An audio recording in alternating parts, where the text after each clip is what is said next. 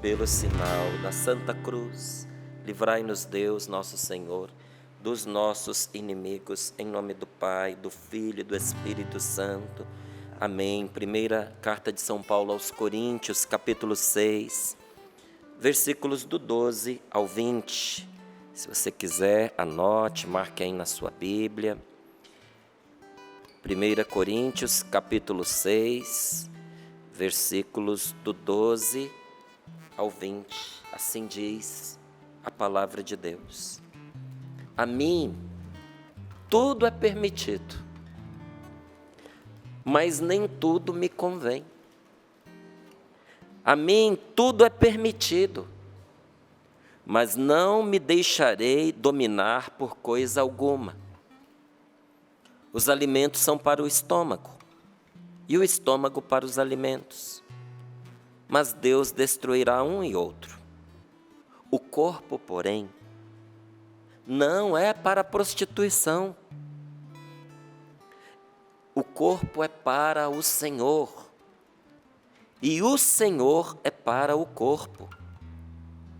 E Deus que ressuscitou o Senhor, nos ressuscitará também a nós pelo seu poder. Porventura, ignorais que os vossos corpos são membros de Cristo? Poderia eu fazer dos membros de Cristo membros de uma prostituta? De modo algum. Não sabeis que aquele que se une a uma prostituta torna-se com ela um só corpo? Pois está dito, os dois serão uma só carne. Mas quem adere ao Senhor, torna-se com Ele um só espírito. Mas quem adere ao Senhor, torna-se com Ele um só espírito. Fugi da devassidão.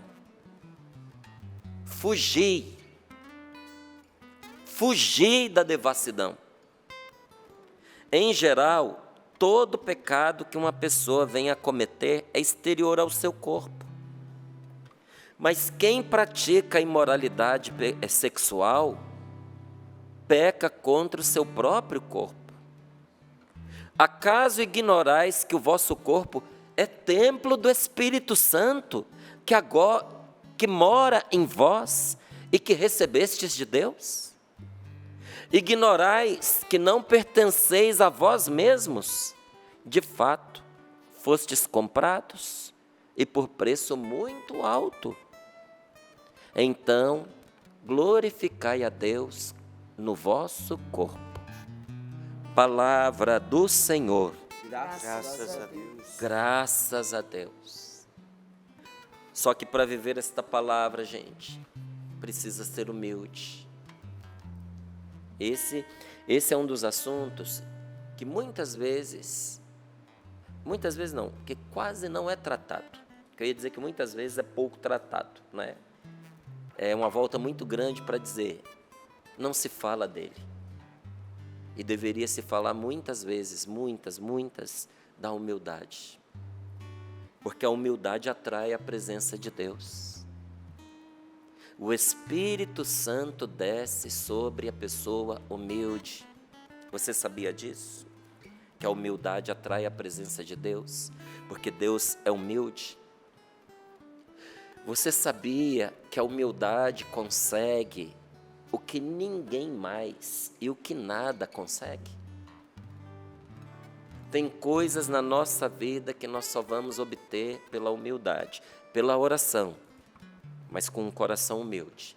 Você pode rezar o quanto você quiser.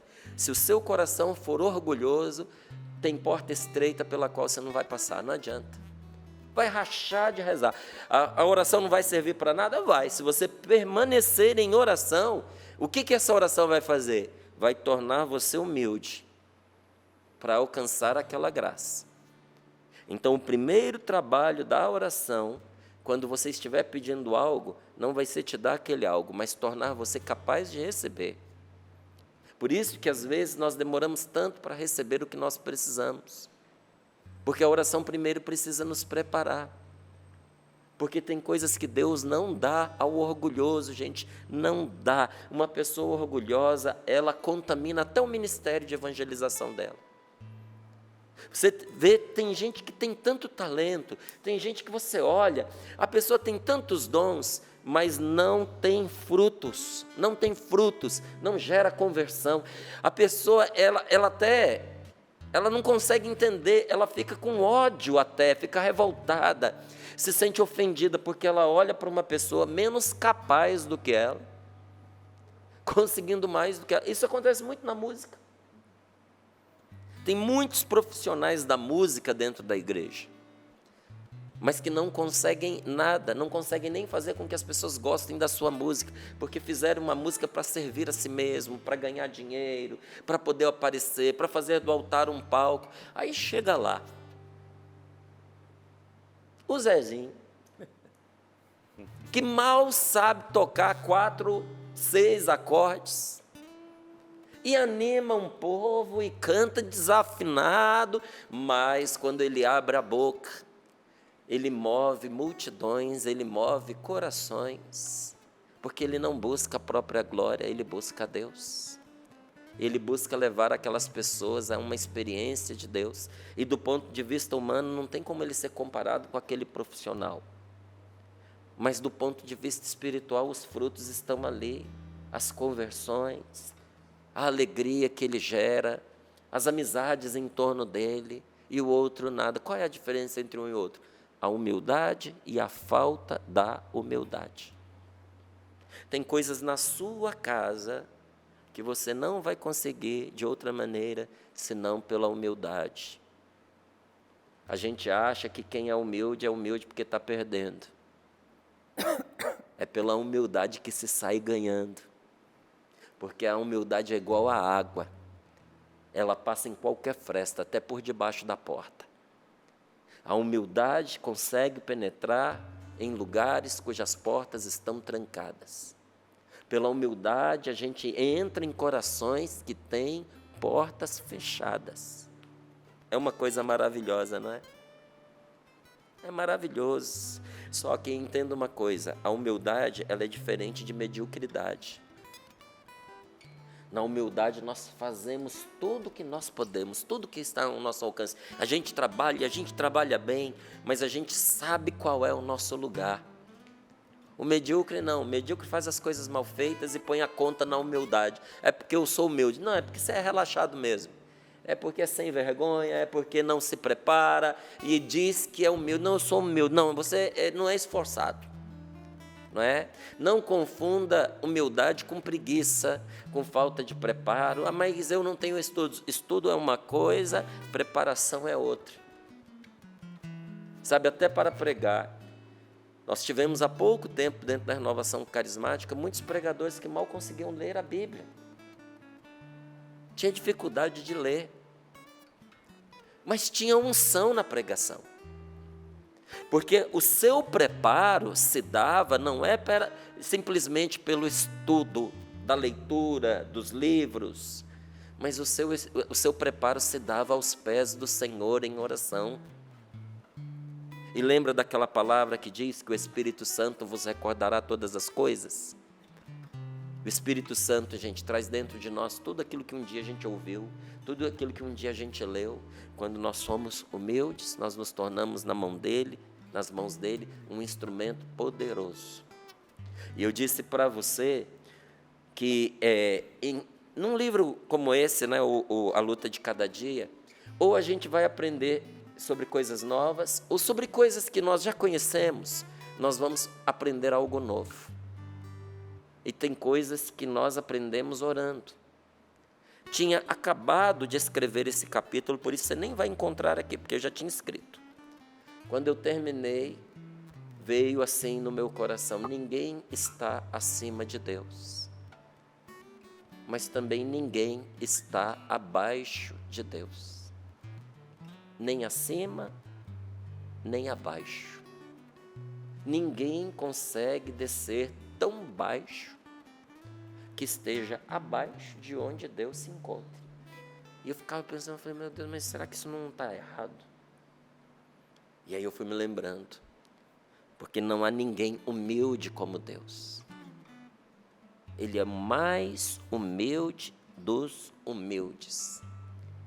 E o salmista entendeu isso até quando ele disse: se eu desço às profundezas do abismo, eu te encontro lá. Por isso que tem muita gente que encontra a Deus quando está no fundo do poço, porque aí não tem mais, quebrou o orgulho, né? Tem gente que se humilha, e tem gente que para a sua salvação é humilhado. Tem gente que se põe no seu lugar, e quando a gente não se coloca no nosso lugar, a vida nos coloca. E quando o nosso orgulho está quebrantado, nós podemos encontrar a Deus. E se mesmo quebrado, destroçado pela vida, a gente mantém o nosso orgulho, descemos às profundezas, Deus está à nossa espera, Ele quer nos curar, mas nós não conseguimos nos abrir à graça dEle. Por isso essa palavra eu lhe disse, só um humilde é capaz de recebê-la. Porque olha o que ela diz: a mim tudo me é permitido,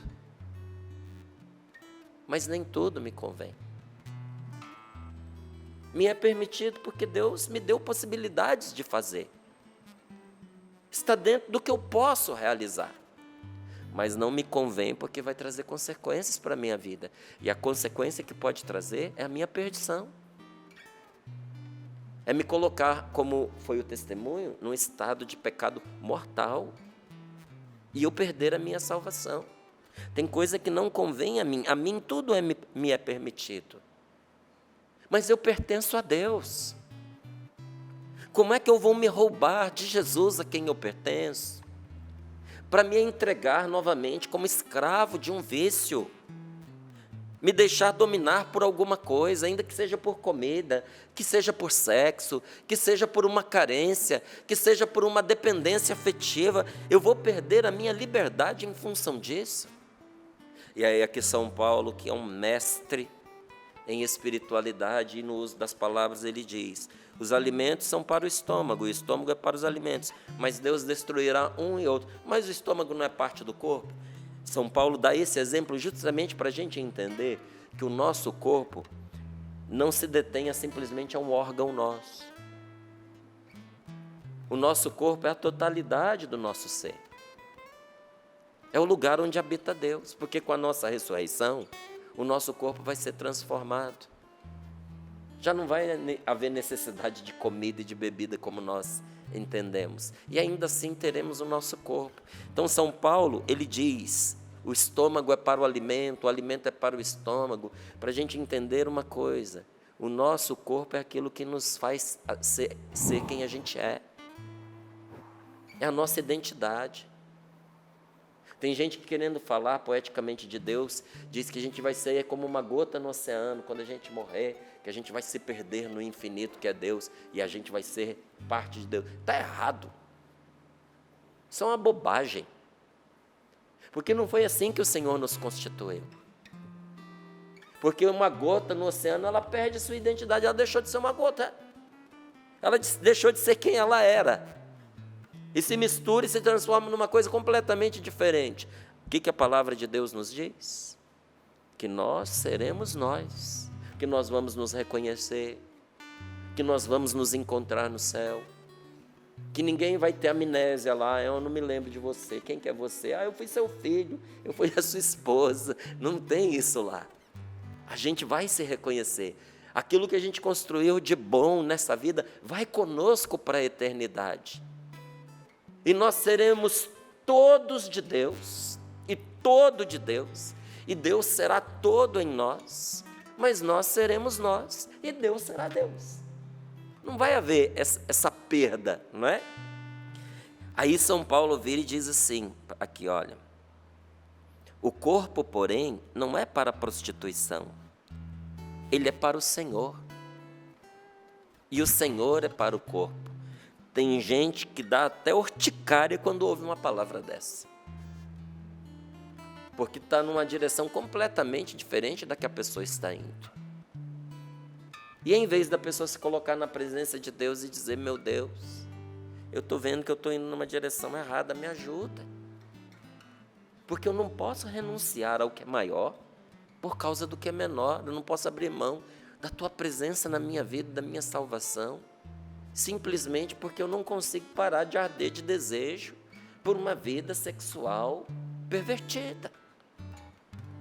Me ajuda, meu Deus. O humilde ora assim. O humilde ora dizendo: meu Deus, eu não dou conta. Se o Senhor não me ajudar, eu vou me perder. O orgulhoso não. O orgulhoso diz: eu faço o que eu quero. A vida é minha. O corpo é meu. Aqui na página 88 do livro A Luta de Cada Dia, falando sobre a humildade, olha que interessante. Veja se não é algo também novo para nós. É claro que é novo, tratando de realidades antigas. Depois que a gente lê, a gente se reconhece aqui. Mas dessa forma, às vezes a gente nunca ouviu alguém falar para nós. E diz assim, olha, página 81. Cada um de nós tem duas vidas. Cada um de nós. Uma é a vida verdadeira. A outra é uma ilusão que nasce da nossa fantasia e se alimenta de duas coisas: a vida falsa, a vida iludida, a vida que acha que é vida, mas não é, se alimenta de duas coisas. Que coisas são essas? Das opiniões que nós temos sobre nós mesmos e do que os outros acham de nós. Essa vida de fantasia, essa ilusão que nos faz morrer de fome afetiva, porque como ela é uma vida falsa, ela não nos alimenta. Essa vida é feita do quê? Essa vida ela se sustenta por causa das opiniões erradas que nós temos sobre nós mesmos e do que os outros pensam de nós. Triste é que, em vez de cuidar de quem nós somos de verdade, nós gastamos até a última gota de nossas forças para enfeitar e proteger essa imagem que nós temos de nós e que não corresponde à realidade. Nós fazemos questão, e aí estão as redes sociais para provar isso, Instagram, Facebook, TikTok e outros mais. Fazemos questão de publicar nossas qualidades, as coisas boas que fazemos, as vitórias que alcançamos, só para fazer com que as pessoas pensem coisas bonitas e grandiosas a nosso respeito. Se fosse apenas isso, já não seria bom. Mas o negócio não para por aí. Muitos são capazes de ir ao extremo de se rebaixar se acreditarem que com isso vão causar boa impressão nos outros. Tem vídeo, gente, que não dá para assistir. Ontem eu mostrei para minha esposa, eu falei, que triste. A pessoa achando que era engraçado, desmerecendo a própria companheira, desmerecendo a própria esposa, abrindo a sua intimidade de uma maneira ridícula. A própria pessoa tentando tornar aquilo engraçado, você olhava para ela e via que ela não estava achando engraçado, ela mesma que fez. E você pergunta, por que fez então? Desespero para ter curtidas, para ter likes, para ganhar dinheiro, com uma publicidade que denigre a própria imagem. Tem gente que está desesperado para ser visto. Alguns se sujeitam às piores vergonhas, desde que os façam parecer gente de valor. E há outros que vão ainda mais longe. Diga para mim se não é verdade, se você já não viu coisa assim. Vão mais longe, colocando-se até mesmo em perigo de morte. Tamanho é o desespero para serem notados e aplaudidos. Estão na contramão da humildade.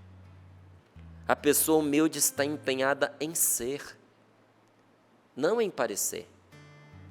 Sua busca é pelo que é verdadeiro. Busca, sim, o que realmente importa a uma pessoa boa e temente a Deus, pois ser humilde é ser humano. E para não nos esquecermos disso, é bom saber que tanto a palavra homem quanto a palavra humildade têm a sua origem no mesmo termo humus, que significa terra, que significa chão. A humildade nos põe com os pés no chão e nos faz viver de verdade. Tanto é que São Paulo, em algumas passagens, se refere à humildade como sabedoria. E em outras passagens se refere como sobriedade. Ele instiga os que seguem a Jesus a não terem de si mesmos uma impressão errada exagerada, e sim uma ideia sóbria, justa, que corresponda à verdade. Em outras palavras, o seu conselho é que o homem e a mulher de fé caminhem na direção das coisas humildes. Pois para a palavra de Deus, uma pessoa só é sábia quando é humilde. E só é humilde quem é sábio. Nunca pense que porque você está sendo humilde, você é um tonto, está fazendo papel de tonto. Não, para a palavra de Deus, só é humilde quem é sábio. Só é humilde, e a pessoa só é sábia quando é humilde. Se a pessoa é arrogante, ela não é sábia. Você pode ter certeza disso. Se a pessoa é arrogante, é prepotente, se ela realmente se acha melhor do que as outras pessoas e se coloca num lugar que não é o dela, ela pode ser qualquer coisa, menos sábia. Sábia ela não é. E diz aqui que o contrário também. Só é humilde quem é sábio. Quando você vê que uma pessoa, ela escolhe o caminho da humildade, cola nessa pessoa. Porque ela tem sabedoria. Quem desce do pedestal e se humilha, aproxima-se da verdade, aproxima-se de Deus, e de Deus alcança tudo o que necessita. Palavra maravilhosa, não é? E aí vem esta palavra dizer para nós: nós somos de Deus. Nós não nos prostituímos, porque nós somos templos do Espírito Santo. E pergunta aqui São Paulo: acaso ignorais que sois templos de Deus e que o Espírito Santo habita em vós? Tem gente que teria que responder: sim, eu não sabia, sim, eu ignorava. E isso é terrível. Você já se perguntou? Porque em muitos momentos nós não entendemos o que se passa dentro de nós. Tem muitas vezes na nossa vida que a gente não entende o que está acontecendo conosco.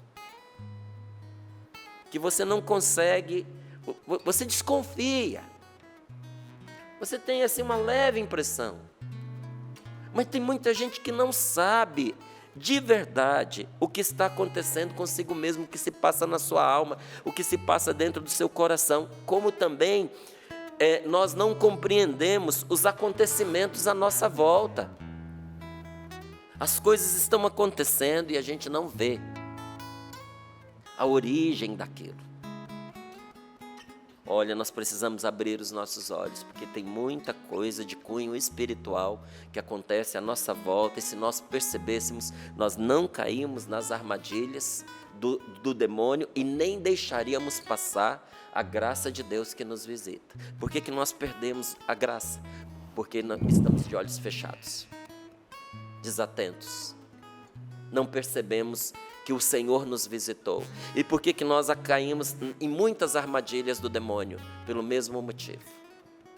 Porque estamos distraídos e cegos espiritualmente. Por que nós não entendemos o que está acontecendo conosco e com a nossa vida? Porque nós nos esquecemos quem somos e onde estamos. Você não pode esquecer quem você é, nem onde você está. No contexto da criação, no contexto da graça de Deus. Nós esquecemos facilmente, meus irmãos. Esquecemos que somos filhos de Deus. Somos filhos de Deus dotados de corpo, alma e espírito. O seu corpo é santo. O seu corpo é de Deus. Não é a nossa alma e o nosso espírito e o corpo que se dane e o corpo que é desprezado. No início da filosofia grega, tinha-se essa ideia de que o corpo só servia para nos destruir, nos levar para baixo, nos inclinar na direção dos vícios. Mas espera lá, o tempo foi passando e o ser humano foi compreendendo que o corpo não tem culpa de nada, não. A coisa está na nossa cabeça e no nosso coração. O seu corpo faz o que a sua mente manda e o que o seu coração deseja. O corpo serve a nossa alma e o nosso espírito.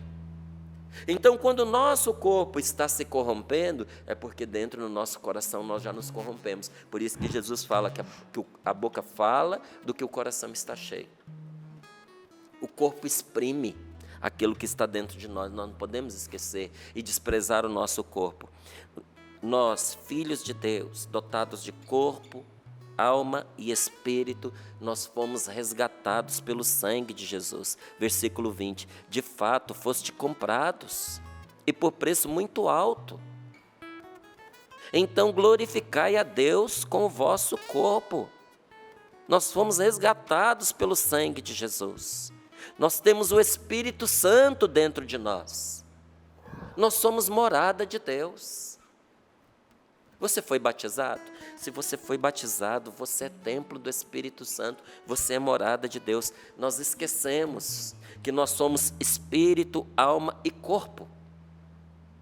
E nós concentramos as nossas forças, os nossos trabalhos, os nossos pensamentos, a nossa inteligência e tudo mais, quase que totalmente naquilo que nós vemos, na parte mais externa de nós, que é o nosso corpo. Quase tudo nós concentramos os nossos esforços, sabe, para melhorar? Concentramos tudo na parte mais natural e esquecemos a parte sobrenatural, que também existe em nós. Entretanto, há em nós essa parte sobrenatural, acima da natureza, que é a parte espiritual. Diga isso para você mesmo, onde quer que você se encontre agora. Eu não sou só corpo, não sou só uma inteligência. Eu sou alma e sou espírito. Há uma vida espiritual em mim que sofre e perece quando eu a negligencio. Diga, há em mim uma parte espiritual. Gente, há em nós uma parte espiritual acima da natureza, não é? Que essa nossa parte espiritual. Quase sempre nós nos esquecemos disso. E o pior, nós nem procuramos conhecer.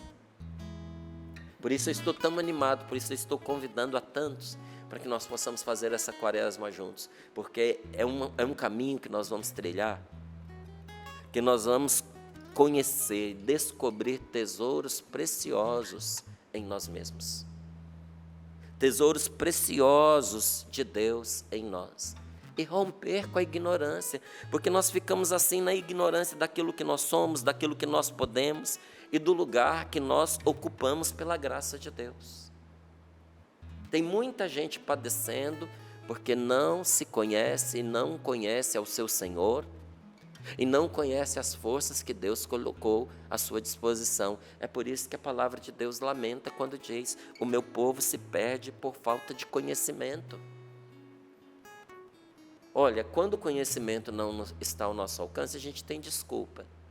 Mas quando está tão fácil, e a gente se recusa por preguiça, porque a gente acha que não é para nós.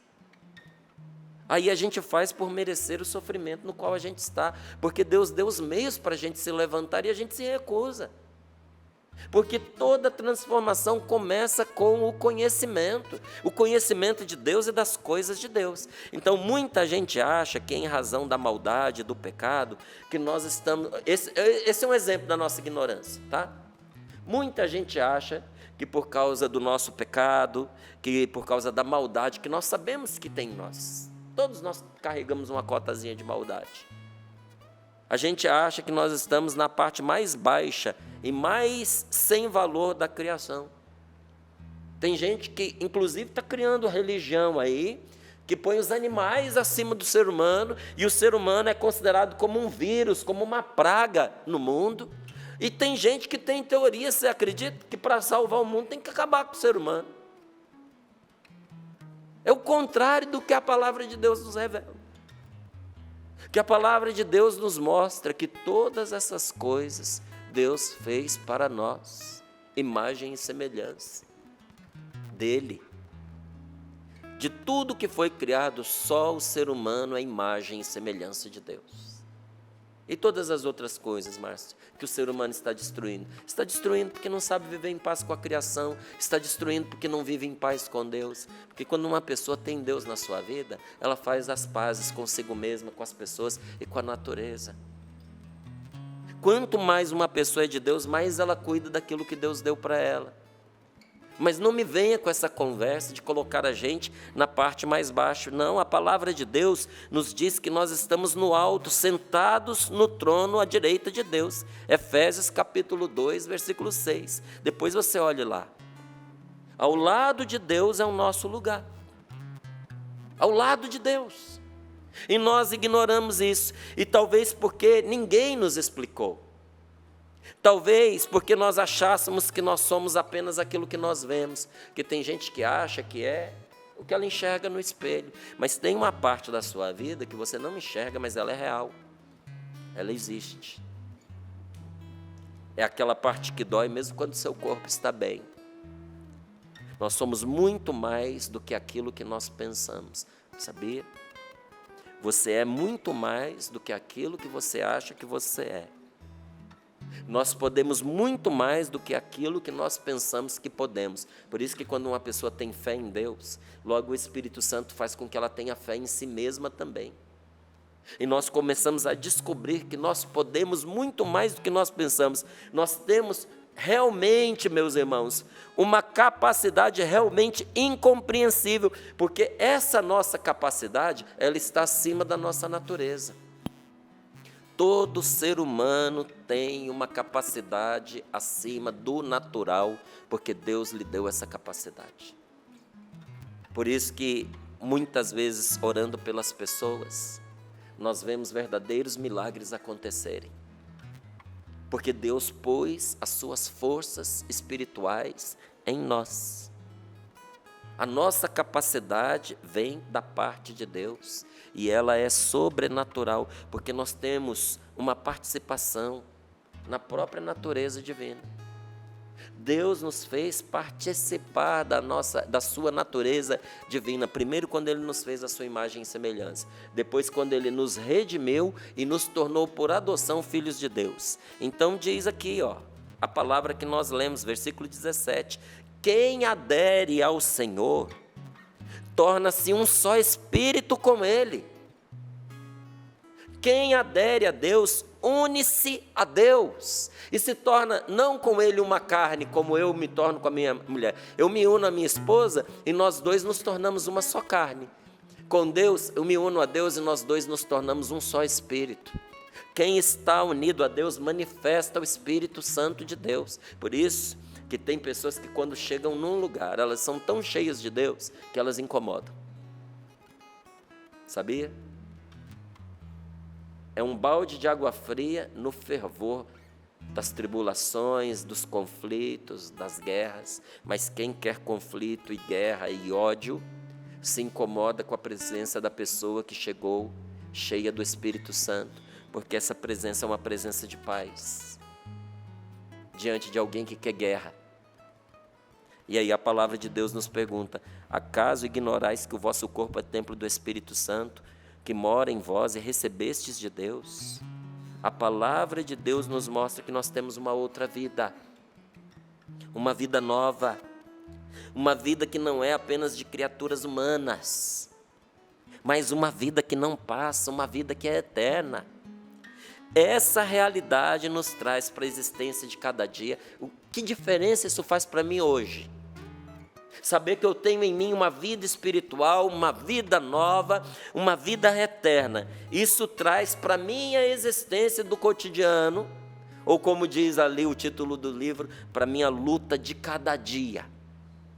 Traz forças carismáticas, traz dons, traz carismas, traz verdadeiramente poder de Deus, poder divino. Eu já vi situações perdidas sob a ótica humana se resolverem pela força do Espírito Santo, pela força dos carismas e pelo poder de Deus. Eu já vi. E você? Você já viu? O que é que fez esse rapazinho que eu era, de 14 anos, abandonar a sua casa, a sua família, o concurso público no qual passou, a vida que ele tinha de uma carreira bonita pela frente, para ingressar numa comunidade que naquela época não era conhecida e que só prometia o que não tinha para dar. Prometia que nós teríamos que enfrentar a fome e a sede, se fosse o caso, passar necessidades por causa de Cristo. Era essa a promessa da Canção Nova. A Canção Nova não prometia dinheiro para ninguém, não. Nunca prometeu. Quem achou que entrando para a Canção Nova ia ter folga, ia ter privilégios, ia ter dinheiro, ia ter certos amparos, logo, logo fica revoltado. Logo, logo quer ir embora. Porque colocou a sua confiança de subsistência em quem não lhe prometeu isso. Quem foi que nos prometeu isso? Foi o Senhor. A Canção Nova é o lugar onde Deus me constituiu, é o lugar onde Deus me pôs para servir, mas a minha confiança de que tudo me será dado na medida da minha necessidade e conforme a vontade de Deus, que hora quer que eu tenha mais e hora quer que eu não tenha nada. Quem me prometeu foi o Senhor. E eu lhe digo, eu vi coisas maravilhosas. Por que eu vim? Essa era a pergunta. Porque eu toquei essa força carismática, esses carismas e esses dons. E eu entendi que o Senhor não nos pôs nesse mundo e nos abandonou. Que a vida de uma pessoa de fé é inteiramente diferente da vida de uma pessoa sem fé. Que nós não estamos desamparados, mas que nós temos capacidades incríveis que vêm do nosso Deus. E, no entanto, nós vivemos como se nós fôssemos o capacho do mundo. Tem gente que vive como se fosse o lixo desse mundo. Como se fosse a escória. Sabe por quê? Ignorância. A pessoa não sabe quem ela é, o valor que ela tem diante de Deus e as forças que Deus colocou à disposição dela. E quem se alegra com a nossa ignorância, você sabe quem é? Quem se alegra com a nossa ignorância é Satanás. Porque nós temos autoridade espiritual e não sabemos que temos. E quando você não sabe que você tem autoridade espiritual, você não usa. Não sabendo, nós não usamos. E assim, o demônio pode agir tranquilamente. Pode agir mal conosco e com as pessoas que nós amamos. Age mal porque ele sabe que pela nossa ignorância, nós nada podemos fazer, porque não sabemos que nós temos autoridade para impedi-lo. Você tem autoridade para barrar esse mal espiritual que vem contra você. Você não gostaria de aprender? Você não gostaria que a palavra de Deus fizesse com você esse caminho de conhecimento? E apagasse essa vergonha? Porque essa ignorância é vergonha para nós. A ignorância nunca é vergonha quando o conhecimento não estava ao alcance da pessoa. Mas quando está e eu rejeito, isso é vergonha para mim, vergonha para nós. Porque enquanto nós não estamos fazendo o nosso papel, o diabo está nos destruindo, atacando a nossa família, atacando aqueles que nós amamos. Não, gente, as duas lutas. Não começou dizendo de duas vidas? Duas lutas. É o combate espiritual e o combate na nossa luta de cada dia. Temos que fazer a nossa parte, mas não podemos ignorar a vertente espiritual que permeia tudo que nós fazemos. A libertação e a cura começam com o discernimento. Começam com o conhecimento que nos faz entrar na luz de Deus. E o ser humano recebe conhecimento e autoridade para barrar o mal quando pela fé ele se une com Deus. Então, Deus começa o seu processo de cura. Em Deus começa o processo de cura, porque Deus sabe as raízes de nossos males e sabe como sarar qualquer enfermidade. Ao se aproximar de Deus, a pessoa toma conhecimento dos seus erros, das suas deformidades, dos seus pecados, e isso dói. Mas é um sofrimento curador, que como o fogo vai queimando o que está podre e vai cauterizando as feridas. Com o discernimento, o Espírito Santo ele vem trazer a cura para os nossos desequilíbrios e perturbações na nossa mente. O que o discernimento faz quando nós nos achegamos a Deus? Ele traz a cura para os nossos desequilíbrios e perturbações na mente, para a angústia e a tristeza do coração, e traz o vigor que nos restabelece até fisicamente e nos põe de pé. É uma caminhada. Eu estou fazendo esse convite para nós fazermos esse caminho juntos.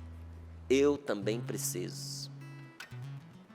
Eu estou ansioso por essa quaresma. Eu quero mergulhar profundamente nela, porque eu também estou travando essa minha luta de cada dia. Vamos fazer isso juntos? Deus abençoe você. Então, por isso, mais uma vez, já te faço o convite. Esse roteiro, ele vai complementar tudo aquilo que a gente vai viver aqui no Sorrindo para a Vida, não é? Se você perguntar assim, Márcio, mas já não vai ser tratado aí no Sorrindo para a Vida? Olha para mim e me responda sinceramente, você acha que a gente vai ter tempo para tratar tudo isso aqui? Tem uma parte que é entre você e Jesus, que você vai poder se debruçar, e ao final de cada capítulo vai ter uma direção espiritual lhe dizendo, dê esse passo, faça assim, e esteja preparado para ver as coisas mudar, porque quando a gente age, Deus age. Amém. Amém. Vamos cantar, e eu quero pegar aqui uma frase do Márcio, que está no livro, maravilhoso essa frase, que pode nos acompanhar, com certeza, né? O Márcio disse assim, escreveu, né? O humilde está mais empenhado em ser do que em parecer. O humilde está mais empenhado em ser do que em parecer. Não é uma casca, é uma vivência autêntica. E o discernimento que o Senhor me dava através dessa frase, de toda essa partilha, Márcio, é que Deus está interessado em alargar a nossa existência através da nossa postura na humildade. Amém. A gente cresce Confirmo. quando a gente é humilde, entende? Quando a gente se rebaixa, a gente cresce. A matemática de Deus é inversa às vezes. Então, pela humildade, Ele quer alargar a nossa existência. Então, vamos cantar, finalizar esse momento, trazendo isso no nosso coração. Humildade é a palavra de ordem para cada um de nós. O que agrada a Deus em minha pequena alma é que eu ame minha pequenez e minha pobreza. O que agrada a Deus é minha pequena alma, é que eu ame minha pequenez e minha pobreza. É a esperança cega que tenho em sua misericórdia. É a esperança cega que tenho em tua misericórdia.